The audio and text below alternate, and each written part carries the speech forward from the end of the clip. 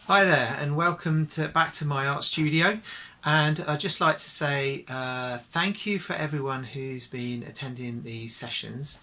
We had a great session last week drawing view through window, and a lot of you posted some fantastic work which I've been really impressed by. I've put a lot of it on the website jamiepaul.com now, so you can check it out there. I will be posting some more of them when I get around to it. So today what we're going to be doing is we are going to be drawing our favourite shoes. So a lot of you love your shoes, I guess. So what I've done is I've done an example of a drawing of a shoe for you to have a look at, just to see how to get started and tackle it. And then we'll be shading it, of course, and then during Wednesday's lesson at 10 AM we're going to be what I'll be doing is I'll be doing a little bit of painting on top of that drawing using acrylic paints. So get your acrylic paints ready. So today the drawing is all about using proportions, measuring, because it's very easy to get the proportions of a shoe incorrect or wrong. So it's important to use your pencils to measure one part of the shoe against another. So while I'm doing the drawing, you'll be able to see how to do that, and you'll see me using the pencil in the video as well, and also doing a little bit of shading. So have a go again and enjoy yourselves, and then wait until Wednesday, and we'll be doing a little bit. I'll be doing a little bit of painting while you're doing the drawing, and we can have a little chat online again. Okay, so without any further ado, have a look at me, my wife's shoes. All right, okay, see you in a bit. Here we go.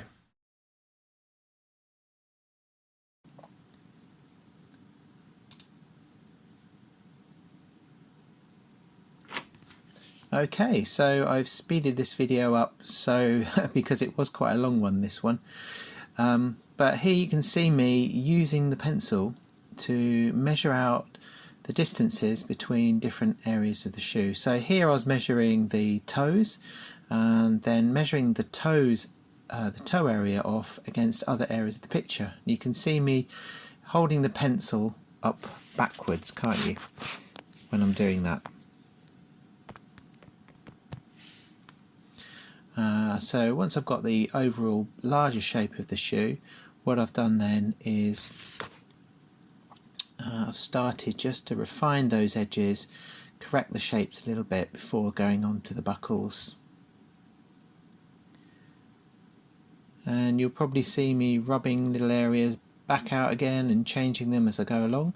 But with the straps that go across the front there, you can see that the circles where the buckle goes into, they change shape as they go around the shoe, and perhaps even the strap gets a bit thinner as it goes around as well. So already we're starting to see the shape, the form come through with just a line drawing. And once I've got those shapes sorted out, I started to then look at the one behind, noting of course that the shoe in the background there, or behind the front one, is a little bit smaller.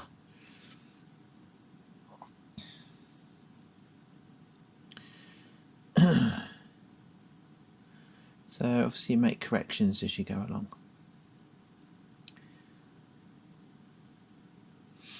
And you can see me holding up the pencil, using my thumb and the top of the pencil to measure the height and distances, and then actually measuring those things against other parts of the shoe. So let's say I measure the width of the side of the shoe to the back of the shoe, and then I take that measurement and I move it down, and perhaps measure it against the height of the side of the shoe from the sole, and then I take those measurements and actually use those to help plot the shape of the drawing in the same positions. Then once I'm fairly sure of the shape of things, you can see now I'm starting to add tone and shadow. What I normally do is I go for one of the darker areas first of all, and then contrast that against some of the other areas, such as the strap in this case. I've already added in a few little details as I've gone along as well.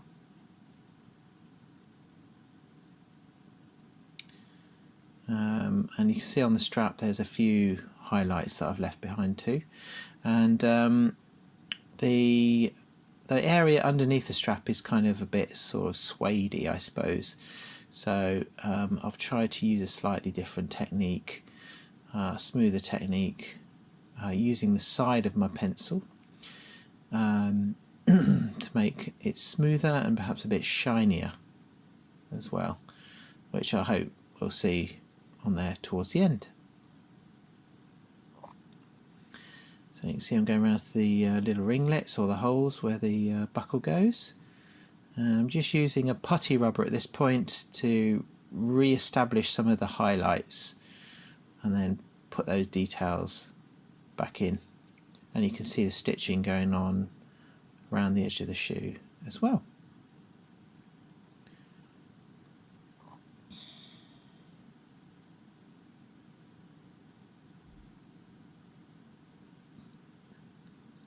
It's a really good subject to do, the shoe, because it teaches you how to look at proportions and shapes and how to measure different areas off against each other. So when I've seen shoes drawn by children at school, for example, you often find that one area of the shoe ends up being really out of proportion, such as the toes are too big, or the opening where the feet should go ends up being really small or something like that. So, you know, it teaches you, once you've done the drawing, you notice your mistakes and you can see that perhaps the hole or the opening where the foot goes should have been a different size or shape. So it really forces you to look more closely at what you're doing. I'll put a little sheet on, hopefully, of how to use a measuring stick or a pencil to measure the shapes and things of the shoe. Okay, so I was using a 2B pencil at this point to put in all of the tones and shadows.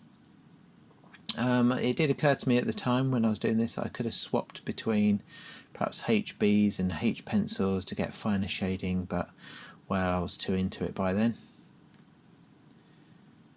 So you might like to try that. So there's the buckle at the back, which was more in shadow, and then the little strap actually flecked up at the side there as well. So I'll put that little fleck in there, or flick of the strap. Somebody requested in the last lesson just to get a bit closer in to the drawing.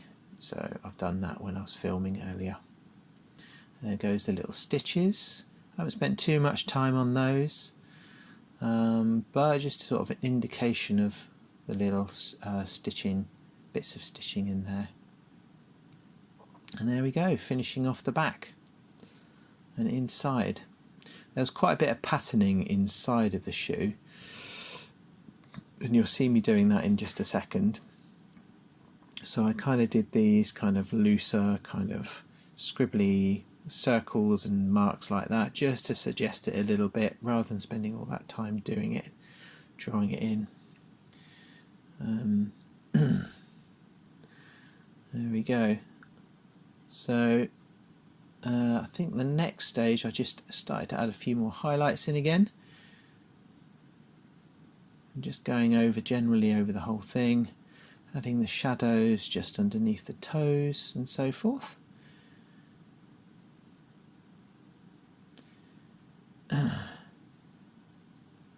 There we go, and using the putty rubber just to take out some of the smudges that I made whilst working. All good fun. I did actually carry on working on it just a little bit after filming, actually, just to sort of make a few changes.